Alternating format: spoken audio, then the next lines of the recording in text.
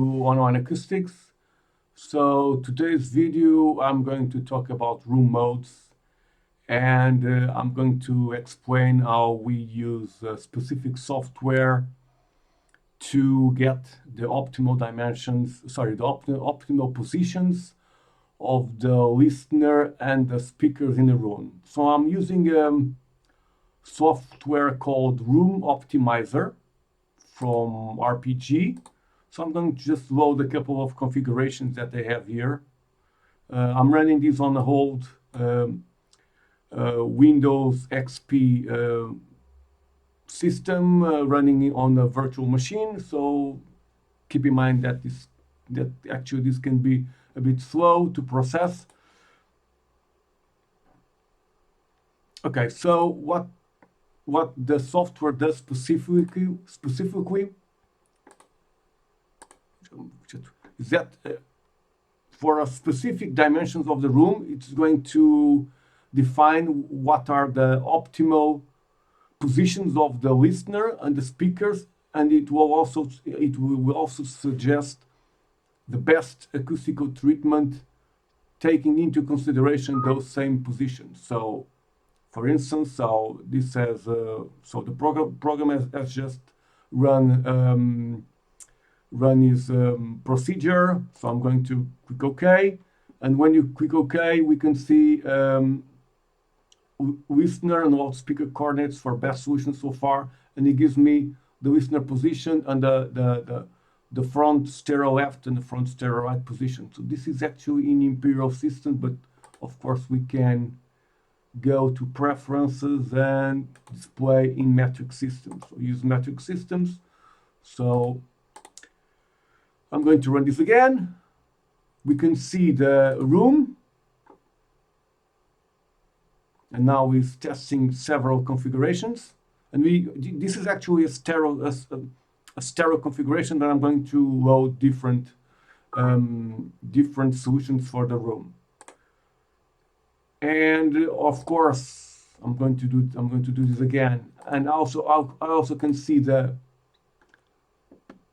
spectrum of the room. So this is a model response of the room for different configurations. So the blue line is the worst configuration, the yellow line is the best, and the red line is let me just run this again, sorry. Room, okay. And the red line is the current. So usually the way I run this, I run the software 3 or 4 times, because every time that I run the software, it gives me kind of a different result. So I usually run this 3 or 4 times, so I get this information over here for the listener and the loudspeaker coordinates, and then I just probably pick one of them. Now I'm going also to, for instance, now I'm going to load another kind of room. So let's add, let me see what we have here. So, okay, now I'm going to run a specific room. Okay, sorry, room. I'm not changing the dimensions of the room. Of course, I can do that. I'm just exploring different scenarios with this exact dimension. So this configuration over here is going to optimize the subwoofer location of the room. So I just hit start, and it's going to measure.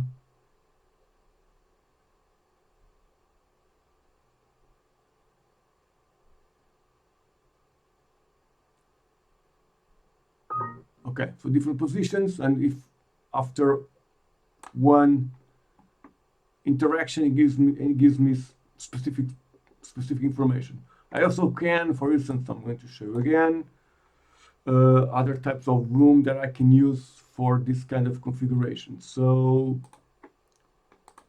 this one over here. So this is a more complex room over here. So this is a surround system actually. So we have left, center, right, and we have the satellites.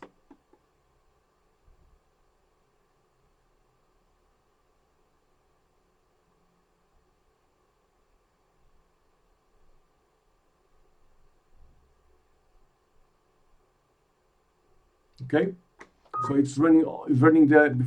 I'm not going to click OK because it's going to move towards the text information. But as you can see, there's the information over here. This is our current system.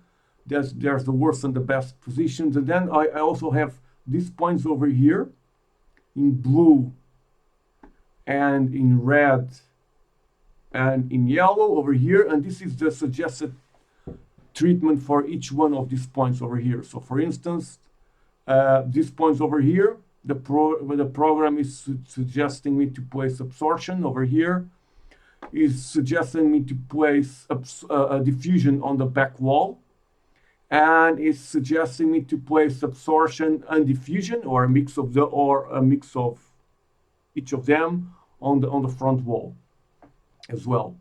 So this is quite interesting to run. Let me see what kind of, if they have other kind of rooms over here, maybe a more complex room. Not sure what MCM is. Oh, it's just going to run and see how it goes. Room. Start.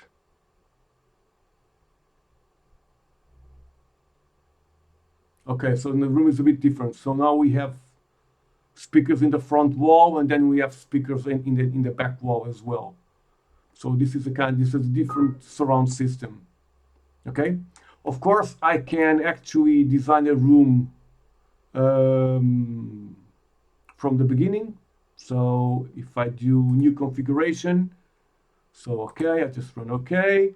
I can choose different types of rooms. So I can do multi-channel, subwoofer, model calculation. So I'm just going to run a very simple room. Let's say just a stereo pair. Okay. One woofer per cabinet. Okay. Then I'm going to run the dimensions of the room. Let's say that I'm in a kind of a large room. So let's say 7 meters by 6 meters by 3 meters height. Okay, next. View room. So this is our room, the new room, and then I can hit start, and it's going to run my software for a stereo image. I can do also. I can also do. Let me see. I'm going to hit stop. Let me show you what the software can do as well. So I can run the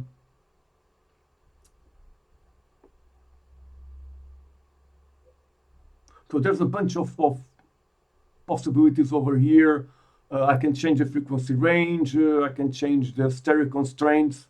That means if I move a speaker further to the left, the other speaker automatically moves to the right as well. So we can have symmetry inside the room. So there's a bunch of information over here that is important to set up, and I'm not going to explain this in further detail, but just so you be aware. What's more over here? Let me see.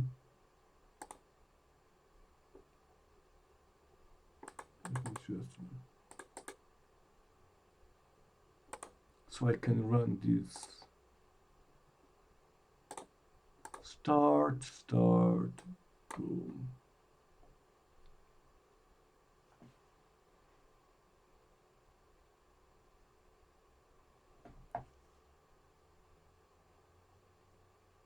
Okay, so now it's running again all the interactions for the software,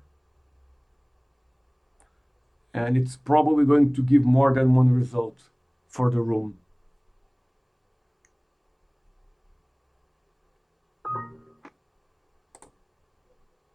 No, it just gave me one over here. Let me see. GPR, I'm not sure what this is. Geometric point reflection. This is other information about the position of the acoustical treatment. That's the suggested acoustical treatment of the room. So we have the front wall absorption diffusion. We have the left walls absorption, rear wall diffusion. So it's pretty straightforward. I'm not sure what this is. I have no idea what this is, to be honest. I haven't actually gone that much into detail into this software. Okay, this is the further information about the room. And of course, we can define edit. So of course, I can change it if I want to change the dimensions of the room, I just go here and I change the room again. And I can change, for instance, I can change the limits of the listener. So let's say that, okay, I want my listener to be in the middle of the room in one axis, but on the X direction, maybe I can change it. Maybe I want the listener to be closer to the wall. So for instance, let's say that if I'm running a home cinema, it doesn't. Maybe I want the sitting position to be closer to the back wall. If I'm running a control room, then it doesn't make sense for the listening position to be close to the back wall. So I'm going to push it further into the middle of the room, not in the middle of the room, of course, but it's going to be closer. So this also depends on the type of room that we are dealing with. So we need to have that in consideration. Also, for instance, I can change the height of the room. So for instance, am I doing a room that people are going to be seated or people are standing up? So if people are standing up, maybe these values are not adequate, and I'm going to put maybe 1.5 to 2 meters, something like that. And maybe I can say that I accept that people are near the wall. So I'll just say that the minimum distance to the wall, it's 1 meter. Okay, so now I go a quick next. This is the number of independent drivers. Okay, this is okay. And I can, of course, I'm not doing, of course, I can constrain the values of the speakers to the listener. For instance, let's say that I want a speaker to be in front of the listener. So I define the position of the listener, and the software will automatically place the speaker in front of the listener, which is not my case because I'm doing a stereo sound system. So I'm not going to do this. I'm not. Oh, yeah. Sorry about that. Oops. New configuration. I need to start this all over again. 5, like that. Okay. So this is our room. Let me just stop again and run this again. Hold on. Edit.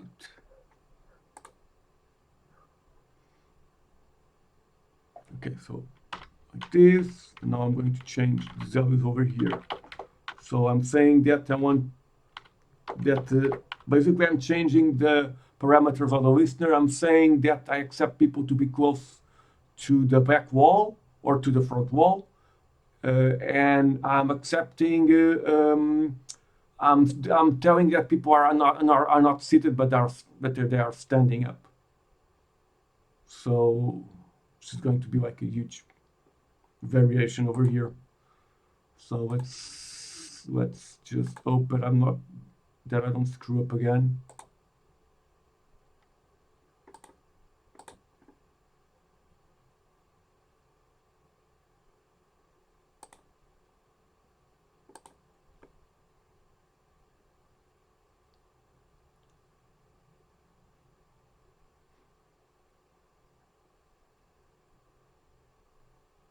So it actually didn't change the listener to this place over here, because what I said in the software is that I accepted the software. Sorry, I told the software that the listener could be from this position over here up until this position over here. So there's a wider range of distance that you can choose from. And of course, it's not going to put the listener in this position over here, because if we are close to the wall, we get the worst modal response. But of course, if I want to, I could define, for instance, that the listener is going to be closer to the wall in this region over here, and it would calculate the position of the sound system according to the restrictions that I impose in the software. And that's it. So I'm just going to load another configuration so we can finish the video. Let's run this over here. I'm not sure what this is. This is another configuration. Start. Sorry. Let's view the room again. So it's basically doing another configuration. I'm not sure what the parameters are, but it's running the software again.